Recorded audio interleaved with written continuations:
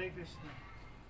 आज हम देखेंगे पद्मासन कैसे करना है। पद्मासन मतलब अपने पैरों को इस तरीके से लगा के बैठना। पद्मासन वैसे तो बहुत आसान है, लेकिन शुरुआत में फ्लेक्सिबिलिटी की कमी की वजह से इसे लगाना मुश्किल हो जाता है कुछ लोगों के लिए। तो फ्लेक्सिबिलिटी कैसे लानी है वही इसमें मेन टेक्निक है, तो वो हम देखेंगे आज कैसे करना है। इसको करने के लिए सबसे पहले अपने पैरों को खोल के बैठें और ऐसे आगे पीछे। जब आगे जाएगा सांस छोड़ेंगे, पीछे आएगा सांस लेंगे, सांस अंदर सांस बाहर, अंदर बाहर। इस तरीके से पूरा स्ट्रेच करना है, अपने अंगूठों को आगे तक स्ट्रेच करना है। इससे हमारा पैर मुड़ने की कैपेसिटी बढ़ेगी। फिर इनको ऐसे गोल भी घुमाना है, सांस लेते हुए, सांस लेते और छोड़ते हुए इसको हमने इस तरीके से घुमाना है।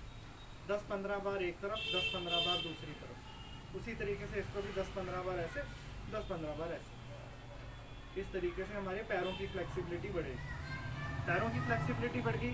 अब हमने अपने घुटनों की फ्लेक्सिबिलिटी बढ़ानी है, तो घुटनों को ऐसे रखें, घुटना ऐसे रखा और इसको यूं करेंगे। थोड़ा सा हाथ का सपोर्ट ऐसे रखना है और हाथ के सपोर्ट से इसको हल्का हल्का नीचे पुश करेंगे।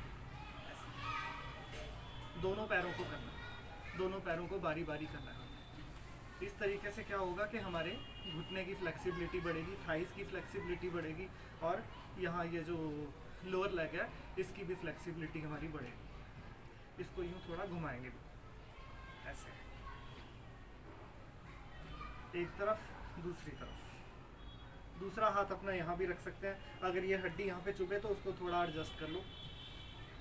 हड्डी चुभेगी ना, ये जो हड्डी होती है हमारी, इस तरीके से। दूसरा पैर, इसको भी ऐसे गोल घुमाएंगे। पहले ऐसे ऐसे इसको कर लेंगे, उसके बाद इसको दोनों तरफ घुमाएंगे। हाथ की सपोर्ट देनी है बिल्कुल, बिना हाथ की सपोर्ट के नहीं घूमेगा। बिना हाथ की सपोर्ट के घुमाने की कोशिश करेंगे, कर भी सकते हैं, देखते हैं हो जाता है, लेकिन स्टार्टिंग में दिक्कत आ सकती है। उसके बाद अपने पैर को भी घुमाएंगे यूँ। पैर को भी पकड़ के हमने इसे घुमाना है दोनों तरफ। ये हो गया, दोनों पैरों को घुमाना है। घबराना नहीं है, कुछ नहीं होगा, बहुत सिंपल है। योग बहुत आसान है। योग सिर्फ आसन नहीं होते, योग हमें आसन के बाद प्राणायाम और प्राणायाम के बाद कुछ और पड़ावों के बाद हमें भगवान से मिलने की क्षमता देता है। तो योग सिर्फ एक्सरसाइज नहीं है, योग आत्मा और परमात्मा का मिलन है। अब पद्मासन हमने लगाना है।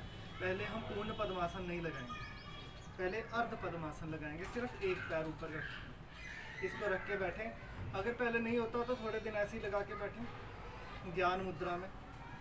ज्ञान मुद्रा से हमारा कंसंट्रेशन लेवल बढ़ता है।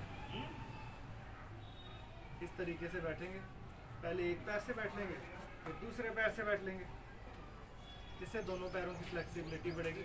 5-5 मिनट दोनों पैरों से रोज बैठो, बहुत फर्क पड़ता है। बैठे बैठे ध्यान लगा लो ज्ञान मुद्रा में, आंखें बंद, सांस अंदर सांस बाहर, गहरी सांस अंदर, गहरी सांस बाहर। सांस लेने में पूरा अपनी क्षमता के हिसाब से हमारे फेफड़ों में, लंग्स में जितनी कैपेसिटी है उतनी हमने कोशिश करनी है कि हम ब्रीद इन करें, उतनी सांस अंदर लें और उतने ही धीरे धीरे उसको थोड़ा छोड़ना है। जब तो थोड़ा आराम से छोड़ना है, धीरे धीरे। जितने देर हमने सांस अंदर लेने में लगाई थी उससे थोड़ी ज़्यादा टाइम लेते हुए बाहर छोड़ना है।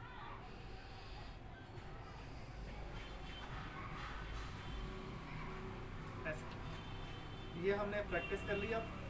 अब हम क्या करेंगे, नेक्स्ट लेवल क्या है कि अभी भी अगर दोनों पैरों से ट्राई कर लो, अगर हो जाता है तो बहुत अच्छी बात है, लेकिन अगर नहीं हो पाता तो अब हमने क्या करना है, एक पैर सीधा करके दूसरे पैर को हमने इस तरह से पकड़ लेना है, यहाँ से ऐसे। ये पकड़ के काके की तरह, बेबी होता है छोटा बेबी, उसको यूं यूं करना है, यूं हिलाएंगे। ठीक है जी। अब इससे क्या होगा, फ्लेक्सिबिलिटी बढ़ेगी। ये काका झुलाना हमें, दोनों काके, एक काका नहीं तो मुश्किल हो जाएगी, दूसरा काका नहीं चढ़ेगा फिर। ये दूसरा काका हमारा, इसको भी यूं पकड़ेंगे और यूं इसको काके को झुलाएंगे।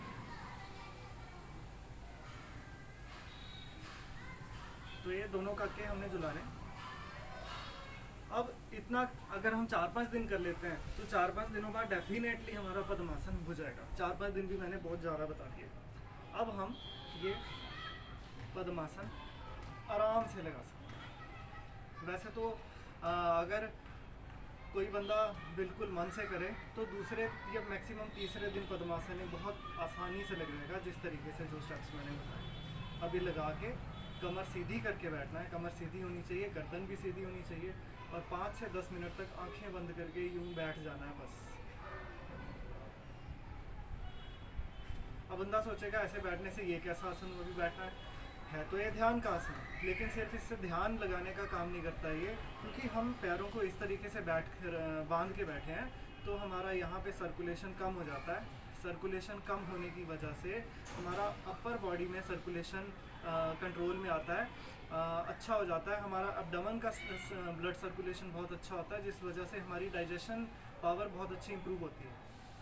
और इसके अलावा इसी आसन से हाई ब्लड प्रेशर में बहुत फ़ायदा होता है। हाई ब्लड प्रेशर वालों को पद्मासन लगाना बहुत अच्छा है। हाई ब्लड प्रेशर कंट्रोल में आता है, नीचे आता है, क्योंकि ब्लड सर्कुलेशन लेवल हमारा नीचे कम हो जाता है। ऊपर फिर जो ब्लड सर्कुलेशन बढ़ता है वो नीचे जाता है, उनको कंट्रोल करने की कोशिश करता है, तो वो बैलेंस में आता है। इसलिए ये हाई बीपी के लिए बहुत फ़ायदेमंद है। इसके अलावा हमारी मसल्स की जो पैरों की मसल्स हैं उनकी मसाज भी करता है। हमारे जो पेन होती है मसल्स में पैरों में, उसमें बहुत आराम दिलाता है ये आसन।